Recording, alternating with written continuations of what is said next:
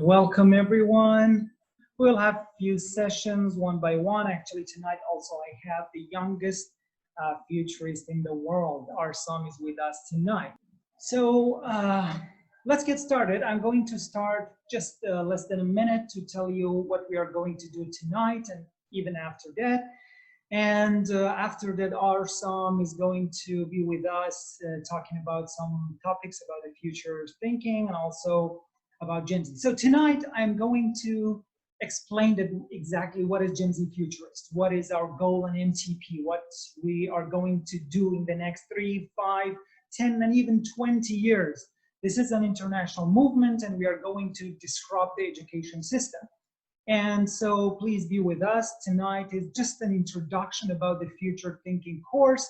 It's amazing. I'm sure that you will love it. And those people, those young people who are going to shape their future, they are going to enjoy what we are going to talk about tonight. So let's just start with Arsam. Arsam is going to have an introduction about himself, and then I will talk about the education system and how it has failed actually during the last century and why we should disrupt it. And then again, Arsam is going to talk about the course, about the basics of future thinking.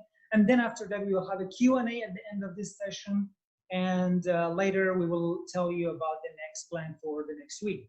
Thank you so much. Please stay tuned for a second, and Arsam will be with you right now. Hi guys, welcome to this presentation. My name is Arsam. I am 12 and I am the first and youngest member of World Future Studies Federation Junior, and I'm also the founder of Gen Z Futurists Movement Platform. And we founded this movement platform on January the 1st of 2020. Let me explain a little bit more about Generation Z. Generation Z movement platform. So Gen Z Futurists, and Gen Z Futurists, we have the MTP, or Massive Transformative Purpose. We want to teach 1 billion Generation Z about futures thinking and disrupt the education system, and we also want to make children the great leaders of their countries. So first, it's massive. It's because we want to teach 1 billion Generation Z about futures thinking. It's transformative because we want to disrupt the education system. And the purpose, it's because we want to make children the leaders of their countries. Now, I just want Donna to talk about some changes that we had in the education system. Okay, all right. So thank you so much, Arsam, for the very quick introduction. So as Arsam said, our goal actually is very huge, and we want to disrupt the education system. But what does it mean? Why we should disrupt the education system in the first place? So I'm going to show you a picture. All right, so you see this car is one of its first kind actually, about probably 100 years and even more ago. And here in the next picture, you will see another car, which is the latest car with the latest technologies about, let's say, 120 years later. So we see a lot of changes in the car industry. The next picture you see is also the first, let's say, kind of airplane, which Wright brothers, actually, they invented in 1903. So it's about less than 120 years ago. So see how aviation industry has changed. And in the next picture, you will see an Airbus, let's say, airplane, which is actually one of the most modern one. So in 120 years, you see that how much changes we have seen in these two industries. But now take a look at this picture. All right, so you see here a classroom, almost again about 120 years ago, or let's say in the industrial age that we see children are in a class and they're just behind the desk. And so see the next picture that we have in 21st century. Still children have books in front of them and behind the desk, and probably, okay, just the population is decreased a little bit. Instead of 100 students, we have about 20, 30, but in some countries, developing countries, we have still 40, 50 students in one class. So you'll see that almost there has been no changes in education system. Still, children are doing something that they used to do 100 years ago. And this is a shame for human, actually, intellectual system that still the most important industry, which is education, more important than car industry, food industry. Why? Because we are going to actually create those scientists, the teachers that are going to do some inventions. But unfortunately, it hasn't changed a lot. Okay, we admit that in some countries, developed countries like Finland, they have changed some basics of the education system, but still, actually, it fails of, let's say, bringing up some students that they are creative, that they are able to actually cooperate, and they don't know how to collaborate to each other. So this is a really huge problem. Now, probably the next picture will shock you, or probably you'll laugh, but this is the truth about the education system. Education system all over the world, especially in the developing countries like the Middle East, and then in Iraq, and let's say countries that still are underdeveloped, actually, is very weak. And in most of the education system, they kill the creativity of children by just telling them what to do, what not to do, what to remember, what not to memorize, what kind of things you have to memorize, and then you have to give it back by stupid tests. So this is really, really terrible for 21st century with all these technologies that we have. So Generation Z Futurist is a movement that we want to totally disrupt, totally change, reshape, and reform the education system. How we are going to that? Okay, we will tell you. So here are actually 21st century skills that we are going to teach children in our system. We have three main kinds of skills that I'm not going to talk a lot about them, but just I want to mention some of them. So we have learning skill, literacy skill, and life skills. For learning skills, we have to teach our children about critical thinking. This is really important, how to think, because our children are just actually forced to memorize something that almost is out of date, but we have to teach them how to ask questions. But unfortunately, we are just asking the question and they are answering. This is absolutely, in my idea, is a wrong approach. The next skill that is really, really important is creativity. That we have to teach children. It's a skill. We can actually teach children to be creative. And finally, let's say we have communication and collaboration. These are the practical skills that children need in the 21st century. Later, we will talk about other skills in the course, but now I want to just tell you how we have to use the emerging technologies, accelerating technologies like virtual reality, augmented reality. These are the technologies that we can use in our schools, and they are there. It is not the future, it is now, it is today.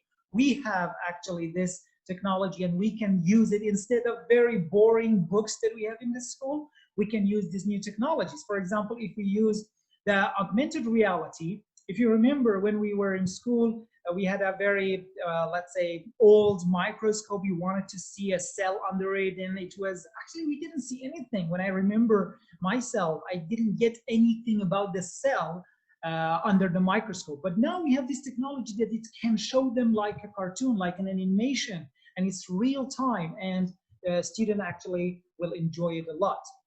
We have technologies that are very responsive. Let's say they are very child friendly. They enjoy because they are going to play. This is another really important point that we have in our movement, that we do not believe in education at all. We believe in edutainment. Edutainment is a word that is combined from education and entertainment.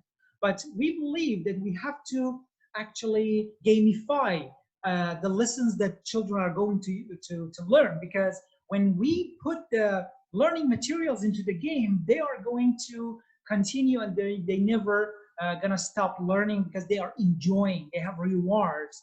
And so we are going to in this course actually also talk about the technologies, that how they are going to reshape our life in the next 5 years. I'm not talking about 20 years. In the next 3 to 5 years, they are going to reshape our life and education system.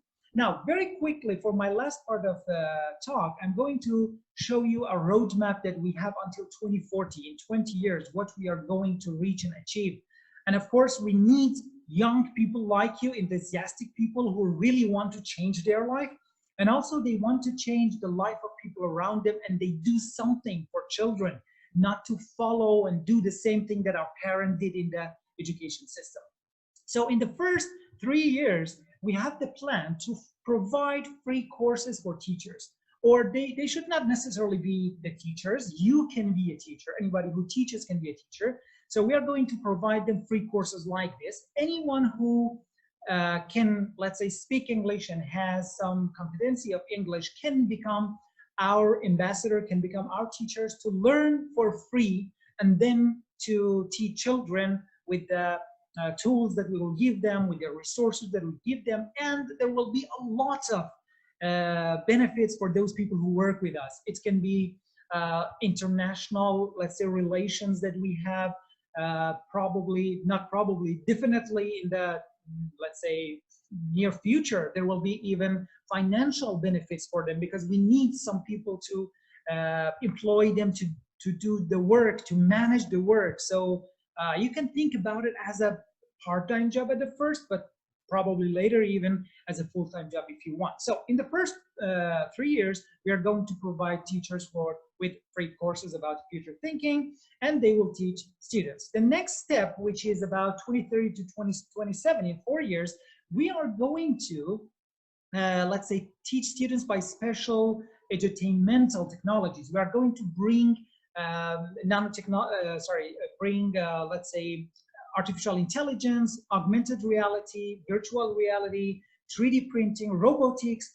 With these technologies, we are going to bring them to the schools so that children can learn about the future by using these technologies. And in the third part of our goal, which it will take about 10 years or more, we are going to have our edutainment system from kindergarten to university, and after that even. We have a plan for more than even, let's say, university. After that even, you need some skills to learn. So we believe in a life learning system that you will never stop learning. And of course, the learning will be fun. We never believe in reading a lot of books and boring environments. We are going to teach children through, let's say, the games and some fun activities, whether it can be online or offline. Anyway, this is the thing that we are going to do. So thank you so much. Here, actually, I want to now move to Arsam so that he can start talking about the course a little bit and the basics of the course, what we are going to learn. And again, I will be with you for some more topics, and finally we'll have Q&A. Thank you so much, and please wait a second until we have Arsam with us. So, welcome back. In this Future Thinking course, you'll learn how to be ready for a very fast changing world, and you will learn the skills and mindsets of the world's top futurists, and so you can anticipate what's coming and be ready for disruptions, and even discover new creative possibilities and take control of your own future. So we're going to have 5 courses. Number 1 is Ready, Set, Future. We will have a short introduction to futures thinking. So, and the next topic, the next course is forecasting skills, how to see the future before it happens, and how to get ready for the changes and challenges. The next course is simulation skills. This is your brain on the future, so you will kind of understand how your brain can change when you think about the future. The next course is collaborative foresight. You will learn how to game the future. And the next and last course is urgent optimism. You will learn how to turn turn foresight into action, and how to create the future that you want. So all of these courses that we talked about are actually being taught at Stanford University by professional futurists, which will prepare you to become a leader at futures thinking and teach children in your own country about futures thinking. And you can teach anyone in any kind of country, so you can say it's actually kind of like a international course. So now let's see how futures thinking can help you. So future thinking can help you to develop new strategies, to become an innovator, to invent something new, to shape your future, and to make bold personal decisions, and to set bold personal goals. Now I'm going to give you some examples of where we can use futures thinking.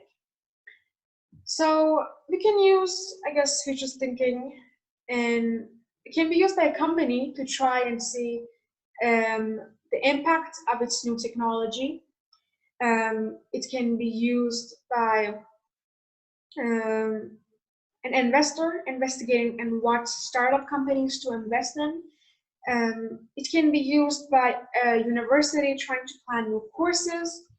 And it can be used by many, I guess, types of places. It can be used by many types of people. It can be used in art. It can be used in the future of food. It can be used even by scientists and doctors trying to figure out what the next big pandemic can be. It can be used for new accelerating technologies.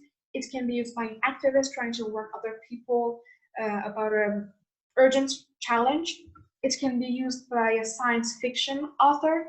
It can be even used by a family to see what kind of country they can go to and where has the best economic opportunities and where is the safest place in the future.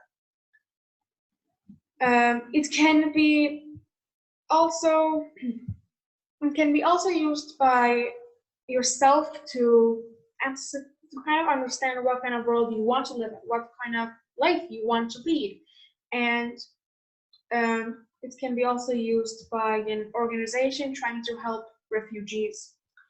It can be also used by cities and governments trying to find ways to be resilient towards many problems and challenges like climate change.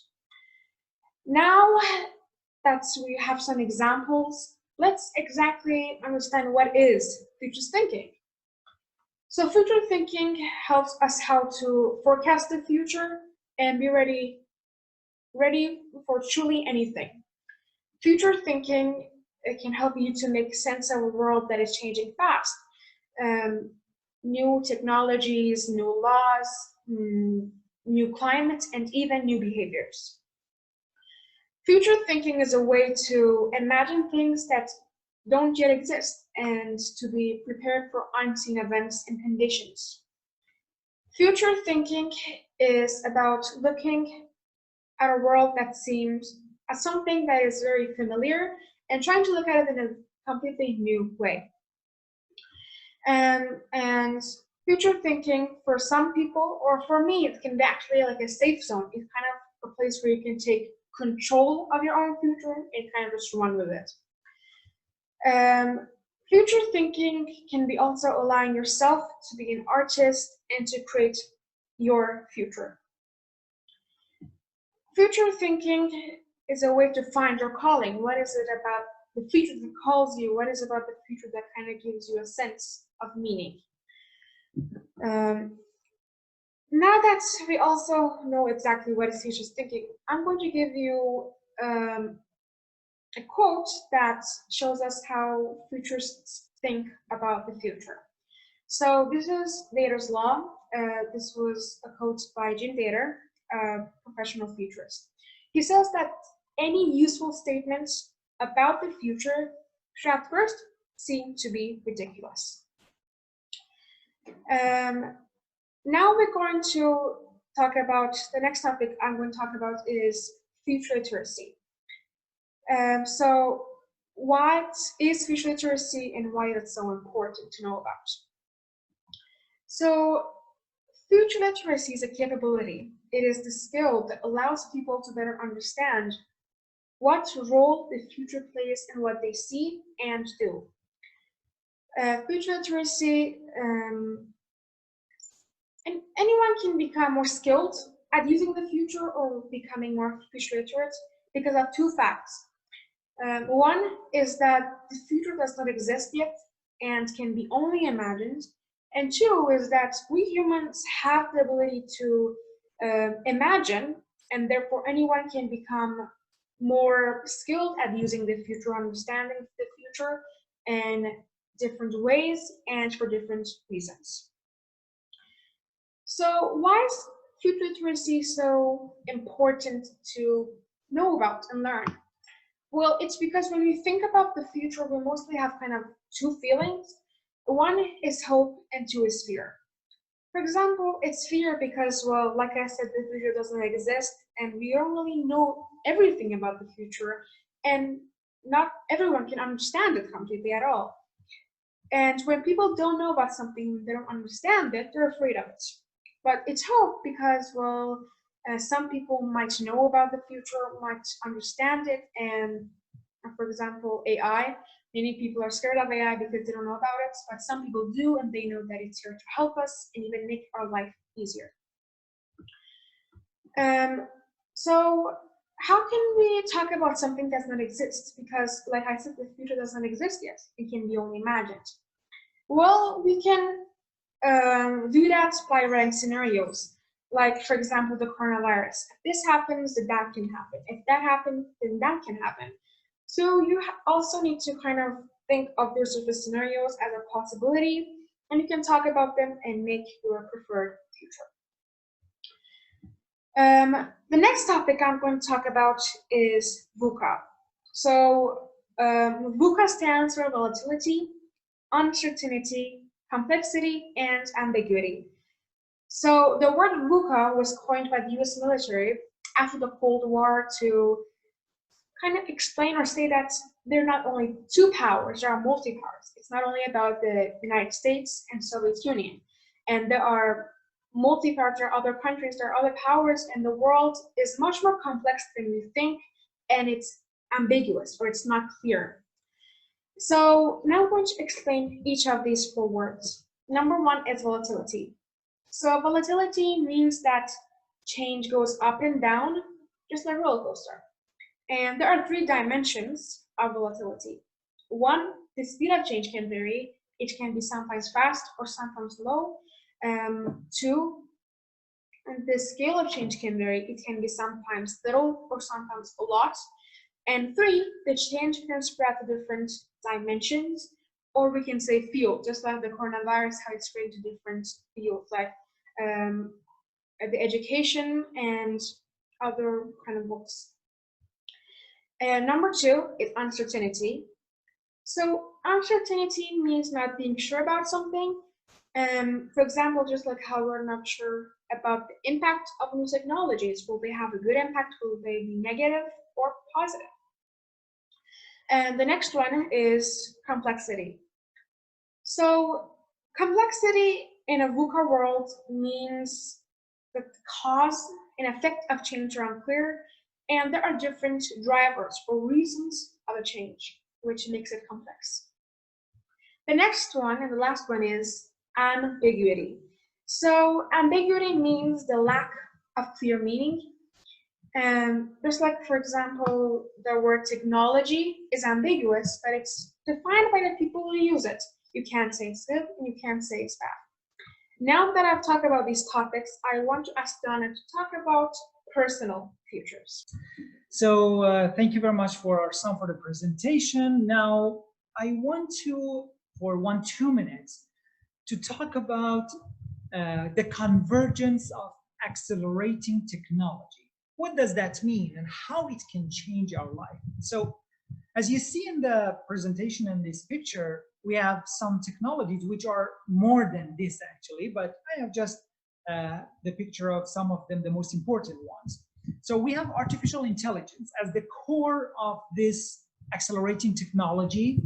which is going to change our life. And already it has changed our life. If you have already, let's say, Google on your phone, or let's say some other artificial intelligence assistant, all right, you can ask them and they can answer you anything. But still, this is the beginning. In the next 5 years, if you have seen the movie Her, you will see that we will have some very smart assistant, online assistant, that if we ask them whatever we want, they're going to give the best answer. So it will be one of the best friends that we have ever had. They can reserve a, let's say, concert for us. They can buy tickets for us in a, let's say, for the travel that we want to go. They can even answer our messages just like us. Why? Because they have access to all our emails, all our social media. So they are kind of copy of our personality. So this is, imagine how it can change, especially the education. They are going to take over the teacher's role. In the next 5 to 10 years, teaching, let's say the basics, of course, are one of those jobs that we will not have it anymore. So we have other technologies like our augmented reality, that it will also change the education in all other fields, even in medicine. Now a lot of, let's say, doctors and surgeons, they are using this technology to do very, very dangerous surgeries all around the world without going there.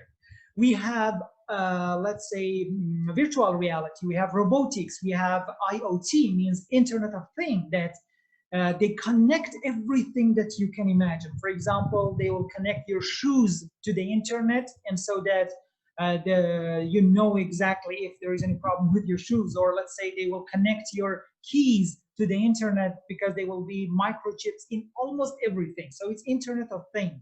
Imagine we have 3D printing. 3D printing is one of those industries that a lot of experts call it the, let's say, fourth industrial revolution, because it's revolutionized everything. For example, imagine that you need a toy or you need a tool. You can print it just in a very short time without going and buying it.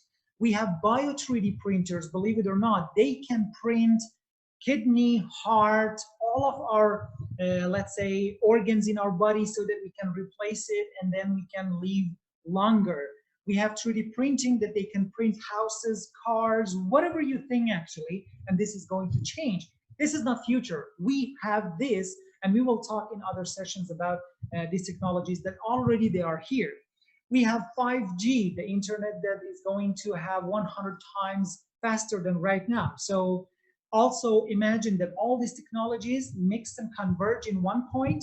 So see how the world is going to change. And now we are going to use these technologies in education system. We are going to use this accelerating technologies to disrupt education, so that we make it easier, faster, funner, and let's say more entertaining.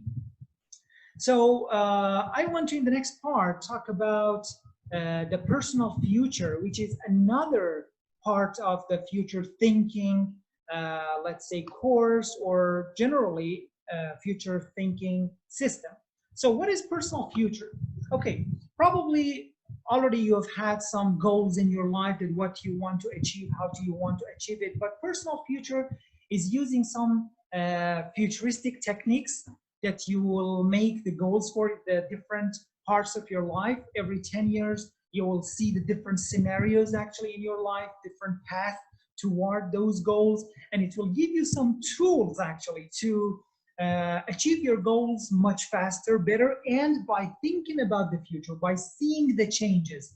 For example, let me tell you, if any one of you wants to become a doctor in the next 15 to 20 years, actually it's a wrong idea, because in the next 10 years, we are going to have robots and artificial intelligence that they are so smarter, faster, and more accurate in doing surgery, that doing the surgery by human will be forbidden. Nobody should and can actually do any surgery anymore, because we have a very much more powerful tools.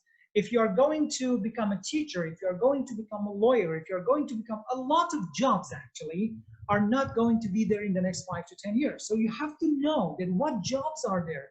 This is statistics by Forbes magazine that says that 65% of the jobs in the next 10 years, they don't exist right now today. Imagine 65% of the jobs that we will have in 10 years, they don't exist right now. So they're new jobs. Of course, artificial intelligence are going to take over a lot of jobs, but there will be new jobs that people can do it. For example, we have some artificial intelligence assistant that you can analyze the system. So these are the new jobs that people can do. So in personal future, we are going to tell you how to achieve your life by seeing the future, the next 5 years, the next 10 years, so that you can choose the best job for yourself and achieve your goals much faster than what you want. Now, for the last part of this presentation, I want Arsam for just 2 minutes, 3 minutes probably. We'll talk about different personalities that people have toward the future. It's very important to know yourself, that how you think about the future.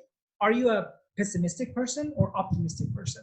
Do you think the future will be a very terrible world that we will live in? Of course, coronavirus has made us to think a little bit pessimistic. I myself never thought such a thing happens. Actually, it's just like the movies, you know, it's just like the Hollywood movies. There was a movie Contagion, if you have seen it. It was for 2012. That exactly talks about the same disease and virus that is going to take our life, and people go mad and they destroy the whole city. And what is happening right now in the United States is exactly in that movie. And this is so strange that we are seeing that. But anyway, always there is a positive side of that. Why? Because we had Black Death in, let's say, last century that killed about 500, let's say, million people, almost 1/3 of the world. But that time, there was not a technology that now we have today. As I told you, we have artificial intelligence, we have nanobiotechnologies. These technologies can help us to create the better life. So the future is brighter than we think, and it's coming faster than we think. So we need to be prepared for it. Arsam is going to tell you 4 types of personalities that people usually have, and we have to find it ourselves, that which one we want to be, which one is better to be. And then after that, we will have Q&A. You can ask any question, and we will answer. Okay, thank you, Lana, for talking about personal futures. Now I'm going to talk about the 4 types of future personality types. Okay, let's get started. So I'm going to talk about the first one, the observer. So observers watch what is happening around them and see how all the pieces fit together to set us on a path toward the future. People with this future personality type believe that we can notice what will happen if we just pay attention, and that they believe that their role is to watch out for the future, but not really to shape it. Observers are often better at seeing what is happening around them than others and are willing to go with the flow. The second type of personality type is the navigator. So navigators know where the ship is headed, but they also know that we each have to take individual actions to make sure the trip goes smoothly. Navigators believe that the future is not yet determined, and it will unfold on its own, and our individual actions doesn't have much influence over how the future turns out. Navigators are often confident, decisive, and want to limit the amount of uncertainty in a situation. The next type of personality type is the explorer. So explorers see a wide range of possibilities and are willing to go with any that come along. Explorers believe that the future is not yet determined, and our individual actions doesn't have much influence over how the future turns out. Explorers are often dreamers and can see the best in many types of situations. The next and last one is the map maker. So the map maker has the entire ocean in front of them and will make decisions that determine where the ship ends up. Map makers believe that the future is wide open with possibilities, and our decisions and actions determines how the future turns out. Map makers are often imaginative and strong leaders ready to take control. Yeah, that's the 4 types of personality types. All right, Arsam, thank you so much.